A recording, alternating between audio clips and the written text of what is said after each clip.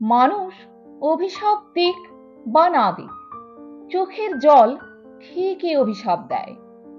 অন্যায়ভাবে কাউকে ঠকানোর প্রতিশোধ একদিন প্রকৃতি ঠিকই নেয়। বিনা দোষে কাঁদালে কাউকে তুমিও কাঁদবে একদিন। মনে রেখো সে কথা। প্রকৃতি ভুলে না কারো ঋণ। গোলাকার এই পৃথিবীতে ঘুরে ফিরে ফিরে আসে সব। যা করবে তাই পাবে।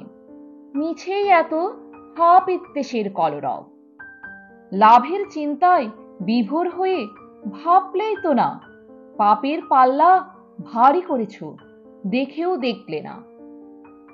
টাকা পয়সা গাড়ি বাড়ি পড়ে রবে সব, অথচ এসবের জন্যই এত ঠকানোর কলরব।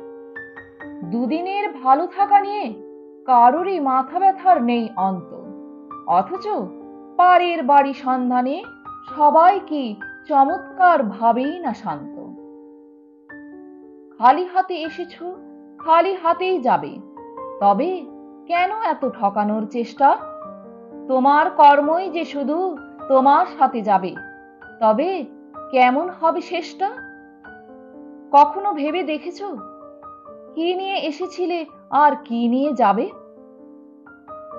লাভের চিন্তা ছাড়া ওসব নিয়ে ভাবার সময় কি একটু এ ধারায় পাবে? লাভের পাল্লায় পাপের ওজন করতে জানলে না, বৃথায় তোমার মানব জন্ম, পাপ পুণ্যের হিসাব কষলে না।